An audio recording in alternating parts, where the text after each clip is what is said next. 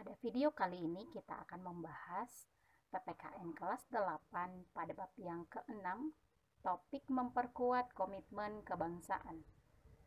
Sebuah bangsa akan tumbuh menjadi bangsa yang besar dan hormat apabila memiliki nilai-nilai semangat dan komitmen kebangsaan yang tinggi. Kita pasti mengharapkan supaya menjadi bangsa yang modern, maju, mandiri, dan demokratis. Untuk mewujudkan hal itu pastinya tidak mudah, akan banyak tantangan yang kita hadapi. Namun, kita yakin dengan kesadaran, semangat, dan komitmen yang tinggi, kita akan mampu mengatasi semuanya itu. Nah, pada saat ini kita akan mendalami tentang topik bagaimana sikap semangat dan komitmen kebangsaan yang diharapkan.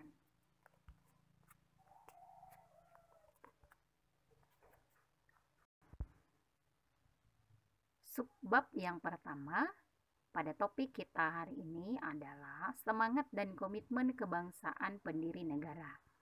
Nah, kita perhatikan ada gambar Muhammad Hatta, ada gambar Soekarno ya.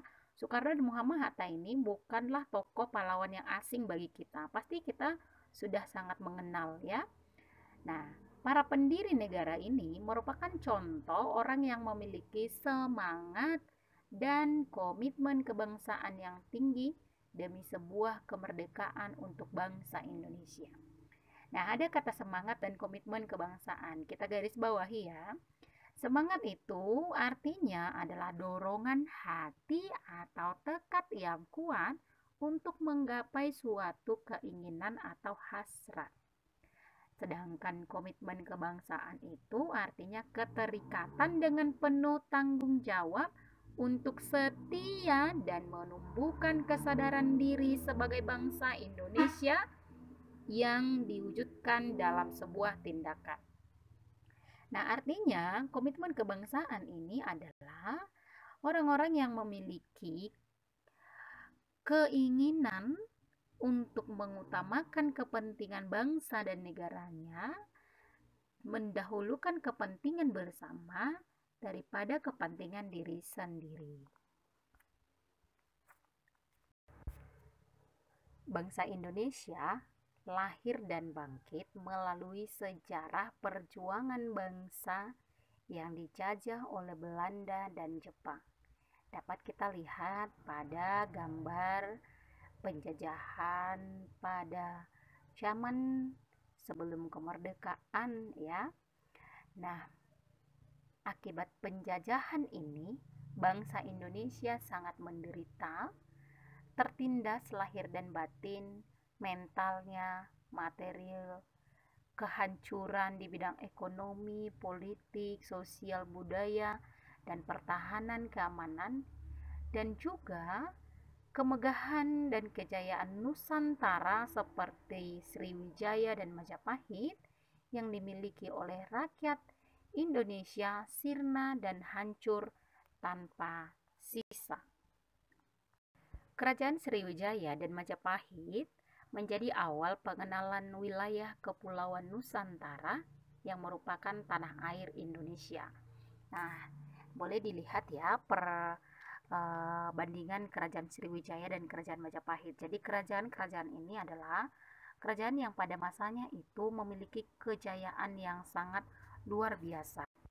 Jadi pada masa kerajaan ini sebutan Nusantara diberikan untuk Indonesia.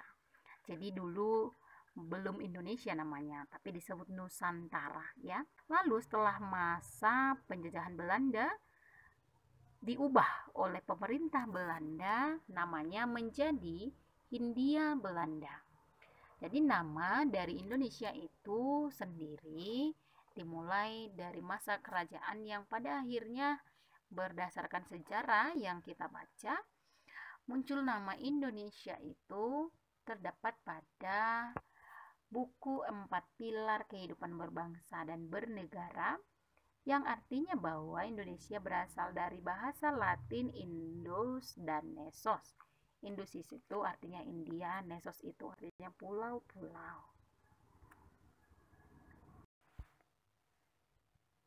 bentuk-bentuk semangat dan komitmen kebangsaan yang ditunjukkan pendiri negara. Pendiri negara adalah mereka yang memiliki jiwa, semangat, dan nilai-nilai yang sangat tinggi terhadap bangsa dan negara.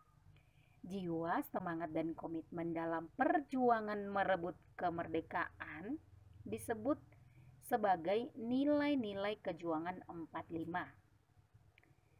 Jiwa, semangat, dan nilai-nilai kejuangan bangsa Indonesia ini tidak lahir seketika itu saja.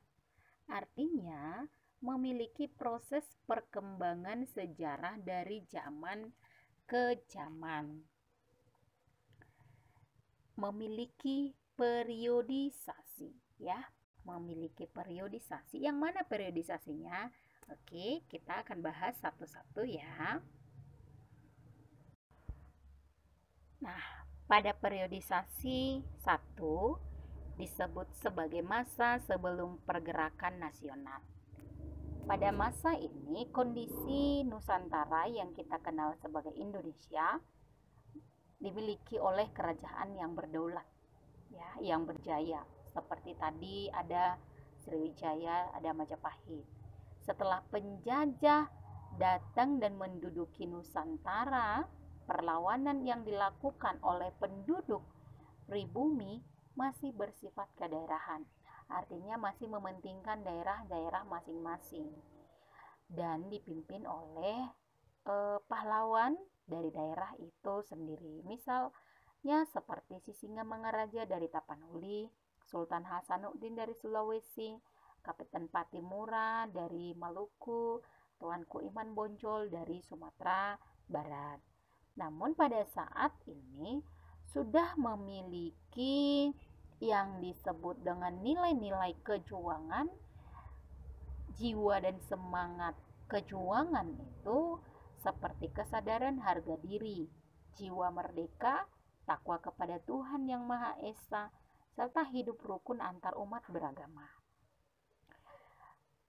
Pada periodisasi yang kedua disebut sebagai masa pergerakan nasional. Pada masa ini, perjuangan yang tadinya bersifat daerah sudah memasuki perjuangan bersifat nasional. Itu ditandai dengan lahirnya organisasi pergerakan nasional seperti Budi Utomo, Indische Partij, Sarekat Islam, Trikoro Darmo, dan lain sebagainya. Nah, dan pada masa pergerakan nasional ini, jiwa dan semangat dan nilai kejuangannya itu sudah memiliki sikap kepahlawanan, kesadaran anti penjajah, kesadaran untuk bersatu untuk seluruh Nusantara. Kemudian pada masa periodisasi ketiga disebut sebagai masa proklamasi dan perang kemerdekaan.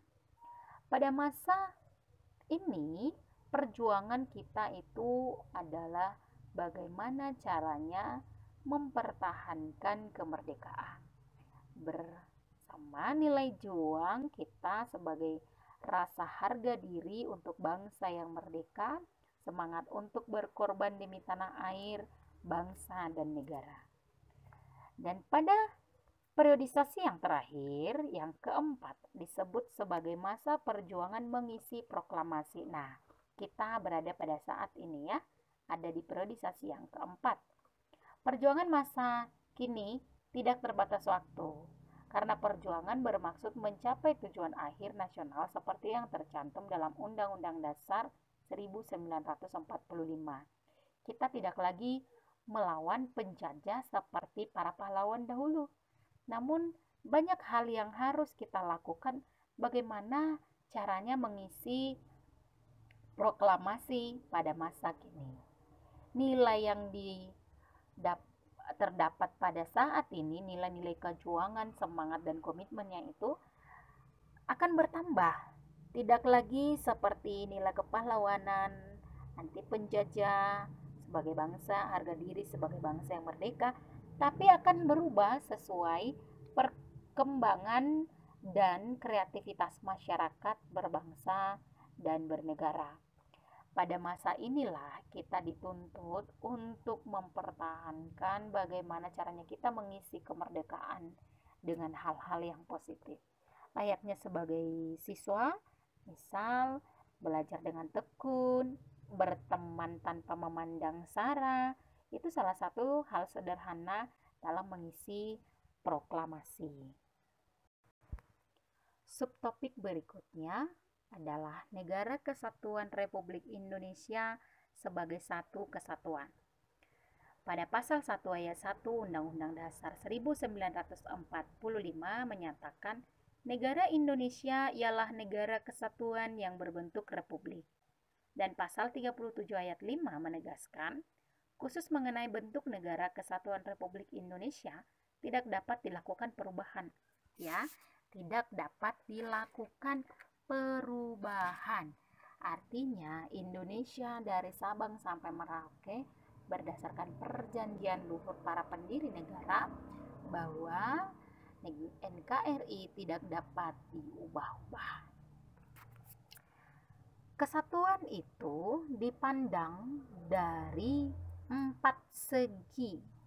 Yang pertama, Indonesia sebagai satu kesatuan politik. Yang kedua, Indonesia satu kesatuan pertahanan keamanan. Satu kesatuan ekonomi yang ketiga. Dan keempat, Indonesia satu kesatuan sosial budaya. Pada subbab mewujudkan perilaku semangat dan komitmen kebangsaan dalam kehidupan. Ini adalah subtopik kita yang terakhir pada materi bab ke-6. Permasalahan bangsa kedepannya itu pasti akan semakin kompleks atau beragam, baik di bidang ekonomi, pendidikan, politik, pertahanan keamanan, dan lain sebagainya. Bangsa ini, kita sebagai warga negara, memiliki banyak pekerjaan. Bagaimana caranya supaya kita menjadikan bangsa yang besar dan bermartabat? Tantangan dari dalam maupun dari luar negara, dari dalam bangsa sendiri, pasti menjadi tugas besar untuk kita bagaimana supaya keutuhan NKRI tetap terjaga. Nah, salah satu caranya sebagai warga negara kita berpartisipasi dalam menjaga keutuhan bangsa ini adalah dengan memiliki sikap-sikap seperti cinta tanah air, membina persatuan dan kesatuan, rela berkorban, pengetahuan budaya dalam mempertahankan NKRI, sikap dan perilaku menjaga keutuhan NKRI. Demikianlah materi singkat kita pada bab ke-6, topik memperkuat semangat dan komitmen kebangsaan.